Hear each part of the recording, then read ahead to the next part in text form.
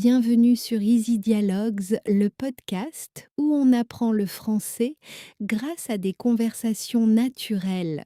Aujourd'hui, le sujet, c'est les vacances. Mathieu, tu as passé de bonnes vacances cette année? Oui, merci.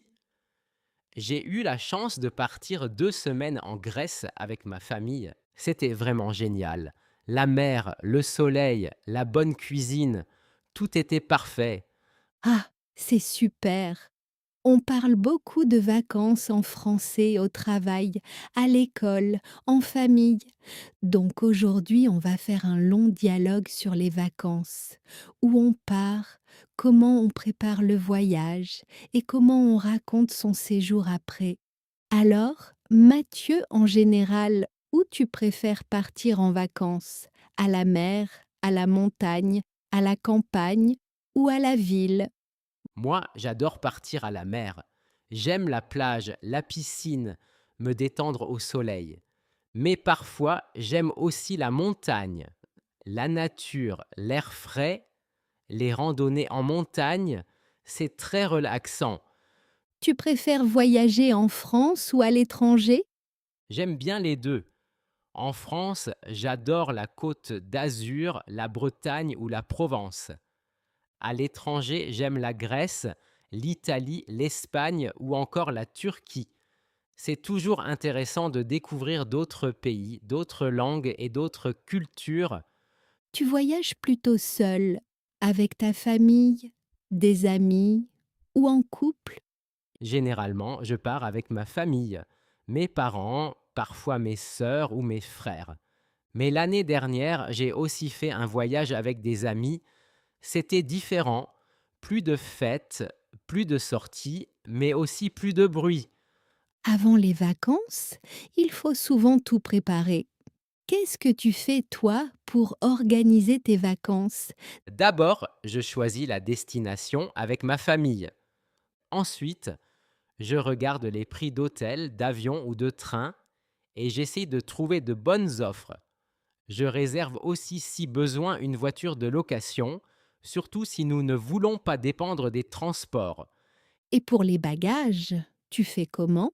Je fais une petite liste: vêtements, serviettes, maillots de bain, lunettes de soleil, crème solaire, chargeur de téléphone. Je préfère voyager léger, mais avec tout ce dont j'ai besoin. Et toi, Léa, tu prépares tes vacances comment? Moi, j'aime bien tout préparer à l'avance. Je regarde les prévisions météo, je fais ma valise au moins un jour avant et je vérifie que mon passeport ou mes billets sont bien dans mon sac. Sinon, je stresse beaucoup le jour du départ. Parlons maintenant d'un moment où on raconte ses vacances en ce moment. Par exemple, quelqu'un te demande: où es-tu en vacances en ce moment? Comment tu réponds? Je peux dire: en ce moment, je suis en Espagne, à Barcelone. Recool ou je suis à la plage avec mes amis en Grèce. Je peux aussi ajouter: je suis au soleil, je me détends et je profite de la mer.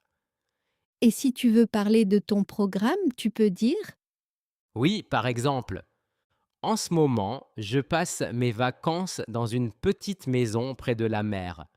Pendant la journée, je me baigne, je fais des promenades et le soir, je mange au restaurant. tu peux aussi parler de la météo, non? Oui, par exemple, il fait très beau, il fait chaud, le soleil brille. Ou il fait un peu froid, il pleut, mais il fait beau le week-end. Souvent, on raconte ses vacances après le voyage. On utilise donc le passé composé. Tu peux donner un exemple? Où es-tu parti en vacances l'été dernier? Oui, je peux dire, l'été dernier, je suis parti en Italie avec ma famille. Nous avons visité Rome, Florence et Venise. Ou je suis allé à la plage avec mes amis. Nous avons nagé, fait du sport et mangé des glaces. Et si tu veux dire que tu as beaucoup aimé tes vacances? Je peux dire, mes vacances étaient super.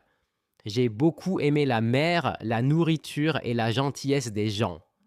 Ou j'ai passé de très bonnes vacances, mais j'ai aussi un peu dépensé trop d'argent. Et si tu veux dire que ce n'était pas génial? Je peux dire, mes vacances ont été un peu décevantes, il a beaucoup plu et l'hôtel n'était pas très propre. On parle souvent de vacances en français, mais on fait aussi des erreurs. Quelles erreurs tu remarques souvent chez les apprenants? Souvent, les gens mélangent vacances et congés. En français, on dit les vacances pour parler de la période de repos, par exemple les grandes vacances d'été. Et on dit, alors fallait prendre des congés pour parler de jours de travail où on ne vient pas au bureau. Et pour la conjugaison? Oui, il faut bien faire attention au passé. On dit je suis allé, pas je suis parti à. Si on parle d'un pays, par exemple, je suis allé en Espagne ou je suis allé en Espagne. Et maintenant, parlons du futur. Comment parler de ces prochaines vacances en français? Je peux dire mes prochaines vacances, je vais partir au Maroc ou je vais passer mes prochaines vacances à la campagne ou encore je vais voyager avec mes amis en Europe. Et si on veut parler de projets plus lointains? Je peux dire un jour, je rêve de visiter le Japon ou j'aimerais beaucoup faire un long voyage en Asie ou j'espère visiter les États-Unis un jour. Assez de théorie, on va faire un petit dialogue pratique pour que les auditeurs puissent s'entraîner. Imaginons que tu rencontres un ami en France et qu'il te demande: où es-tu en vacances? Je réponds, je suis en vacances en France, dans une petite ville à la campagne. Et mon ami peut demander, tu fais quoi pendant tes vacances? J'ajoute, je visite des villages, je marche dans la nature et je mange dans de petits restaurants. Parfait. Et si quelqu'un te demande: tu as passé de bonnes vacances l'année dernière? Je peux dire, oui, j'ai eu de très bonnes vacances. Je suis allé à la mer, j'ai beaucoup marché et j'ai profité du soleil. Merci Mathieu pour ce long dialogue sur les vacances. Tu as vu, chers auditeurs, combien de phrases utiles on peut utiliser pour parler de ces vacances en français. Où l'on part, comment on prépare le voyage, ce qu'on fait pendant les vacances et comment on raconte ces vacances au passé ou au futur. Oui, et n'oubliez pas, pour progresser, il faut écouter plusieurs fois, répéter à voix haute et essayer de changer les mots pour faire votre propre dialogue. Par exemple, remplacez la Grèce par l'Italie, l'Espagne ou votre pays préféré. Exactement. Si la vidéo t'a plu, laisse un pouce bleu, abonne-toi et active les sous-titres pour mieux comprendre. On se retrouve au prochain épisode avec un nouveau sujet de dialogues faciles. À bientôt!